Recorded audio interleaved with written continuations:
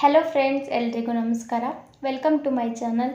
ನಾನಿವತ್ತು ಮಾಡ್ತಾ ಇರೋವಂಥ ರೆಸಿಪಿ ಸಿಂಪಲ್ಲಾಗಿ ಟೇಸ್ಟಿಯಾಗಿರುವಂಥ ಮಟನ್ ಫ್ರೈ. ಈ ರೆಸಿಪಿನ ಸ್ಟಾರ್ಟ್ ಮಾಡೋಕ್ಕೂ ಮುಂಚೆ ನೀವೇನಾದರೂ ನನ್ನ ಚಾನಲ್ನ ಸಬ್ಸ್ಕ್ರೈಬ್ ಮಾಡದೆ ನೋಡ್ತಾ ಇದ್ದರೆ ಸಬ್ಸ್ಕ್ರೈಬ್ ಮಾಡ್ಕೊಳ್ಳಿ. ಹಾಗೆ ಪಕ್ಕದಲ್ಲಿರೋವಂಥ ನೋಟಿಫಿಕೇಷನ್ ಬೆಲ್ನ ಕ್ಲಿಕ್ ಮಾಡೋದನ್ನ ಮರಿಬಿಡಿ. ಬನ್ನಿ ಇವಾಗ ರೆಸಿಪಿನ ಸ್ಟಾರ್ಟ್ ಮಾಡೋಣ. ಮೊದಲಿಗೆ ಒಂದು ಕುಕ್ಕರಲ್ಲಿ 2 ಟೇಬಲ್ ಸ್ಪೂನಷ್ಟು ಎಣ್ಣೆನ ತೊಗೊಂಡಿದ್ದೀನಿ. ನಾನಿಲ್ಲಿ ಒಂದು ಅರ್ಧ ಕೆಜಿಯಷ್ಟು ಮಟನ್ನ ತೊಗೊಂಡಿದ್ದೀನಿ. ಎಣ್ಣೆ ಕಾದ ನಂತರ ಮಟನ್ನ ಚೆನ್ನಾಗಿ ತೊಳೆದು ಇದಕ್ಕೆ ಹಾಕೋತಾ ಇದ್ದೀನಿ. ಮಟನ್ನ ಚೆನ್ನಾಗಿ ಇದರಲ್ಲಿ ಫ್ರೈ ಮಾಡ್ಕೋಬೇಕು. ಎಣ್ಣೆಲಿ ಒಂದು 2ರಿಂದ 3 ನಿಮಿಷ ಅಷ್ಟು ಫ್ರೈ ಆದಮೇಲೆ ಇದಕ್ಕೆ ಉಪ್ಪು ಮತ್ತು ಅರಿಶಿನ ಹಾಕೋಬೇಕು. ರುಚಿಗೆ ತಕ್ಕಷ್ಟು ಉಪ್ಪು, ಸ್ವಲ್ಪ ಅರಿಶಿನ ಹಾಕ್ಕೊಂಡು ಚೆನ್ನಾಗಿ ಇದನ್ನ ಈ ರೀತಿ ಚೆನ್ನಾಗಿ ಹುರ್ಕೋಬೇಕು. ಮಟನ್ ಚೆನ್ನಾಗಿ ಫ್ರೈ ಆದ್ರೇ ಟೇಸ್ಟ್ ಬರೋದು. ಈ ರೀತಿ 2 ನಿಮಿಷ ಫ್ರೈ ಆದಮೇಲೆ ಇದಕ್ಕೆ ಶುಂಠಿ ಬೆಳ್ಳುಳ್ಳಿ ಪೇಸ್ಟ್ನ ಹಾಕೊಳ್ಳಿ. ಮನೇಲೇ ಶುಂಠಿ ಬೆಳ್ಳುಳ್ಳಿ ಪೇಸ್ಟ್ ಇದ್ದರೆ ಹಾಕೊಳ್ಳಿ. ನಾನಿಲ್ಲಿ ಕ್ವಾಂಟಿಟಿ ಕಮ್ಮಿ ಆದ್ದರಿಂದ ನುರಿಯಲ್ಲ ಅಂತ ಕೊತ್ತಂಬರಿ ಸೊಪ್ಪನ್ನು ಸ್ವಲ್ಪ ಹಾಕ್ಕೊಂಡಿದ್ದೀನಿ. ಕೊತ್ತಂಬರಿ ಸೊಪ್ಪು ಆಪ್ಷನಲ್ಲು, ನೀವು ಶುಂಠಿ ಬೆಳ್ಳುಳ್ಳಿ ಪೇಸ್ಟ್ನ ಇಲ್ಲಿ ಹಾಕೋಬೋದು.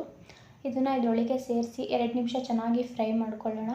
2 ನಿಮಿಷ ಫ್ರೈ ಆದಮೇಲೆ ಮಟನ್ನು ಬೇಯೋಷ್ಟು ನೀರನ್ನ ಹಾಕಿ, ಅಂದರೆ 1 ಕಪ್ಪು 1.5 ಕಪ್ಪಷ್ಟು ನೀರನ್ನ ಹಾಕಿ ಲಿಡ್ನ ಕ್ಲೋಸ್ ಮಾಡಿ ಒಂದು 4ರಿಂದ 5 ವಿಷಲ್ ಹಾಕ್ಸಿದ್ರೆ ಇದು ಚೆನ್ನಾಗಿ ಬೇಯುತ್ತೆ. 4ರಿಂದ 5 ವಿಷಲ್ನ ಹಾಕಿಸ್ಕೊಳ್ಳೋಣ.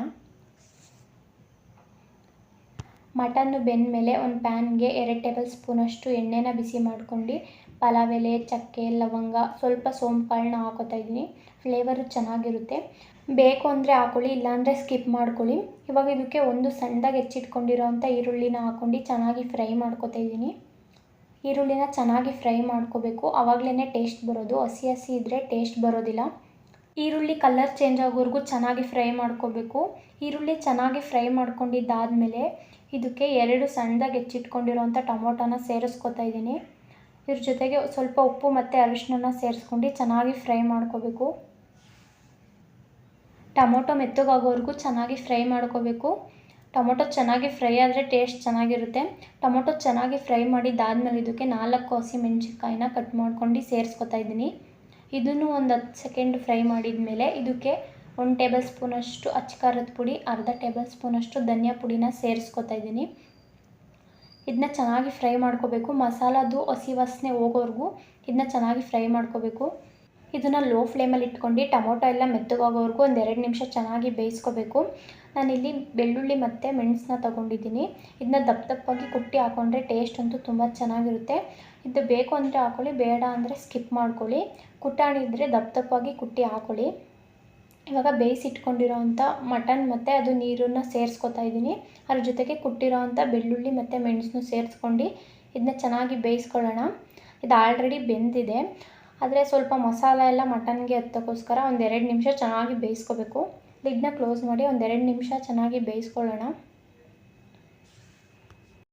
ಇಷ್ಟಾದರೆ ಸಾಕು. ಮಟನ್ಗೆ ಮಸಾಲ ಎಲ್ಲ ಚೆನ್ನಾಗಿ ಹಿಡಿದಿದೆ. ನಿಮಗೇನಾದರೂ ಮುದ್ದೆಗೆ ಅಥವಾ ಅನ್ನಕ್ಕೆ ಗ್ರೇವಿ ಥರ ಬೇಕು ಅಂದರೆ ಇಷ್ಟೇ ಸಾಕಾಗುತ್ತೆ. ಏನಾದರೂ ನಿಮಗೆ ಸೈಡ್ ಡಿಶ್ ಥರ ಇನ್ನೂ ಡ್ರೈ ಆಗಬೇಕು ಅಂದರೆ ಇದನ್ನ ಇನ್ನೊಂದು ಸ್ವಲ್ಪ ಹೊತ್ತು ಫ್ರೈ ಮಾಡಿಕೊಂಡ್ರೆ ಡ್ರೈ ಆಗುತ್ತೆ.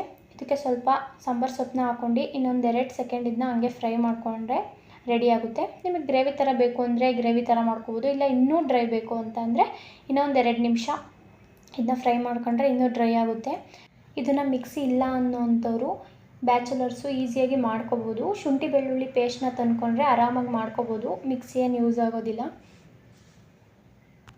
ಇದನ್ನು ಈಸಿಯಾಗಿ ಬೇಗನೆ ಮಾಡ್ಕೋಬೋದು. ಮಟನ್ ಇಷ್ಟಪಡದೇ ಇರೋರಿಗೆ ಈ ರೀತಿ ಮಾಡಿಕೊಡಿ, ನಿಜವಾಗ್ಲೂ ಇಷ್ಟಪಟ್ಟು ತಿಂತಾರೆ. ಟೇಸ್ಟ್ ಅಂತೂ ತುಂಬ ಚೆನ್ನಾಗಿರುತ್ತೆ.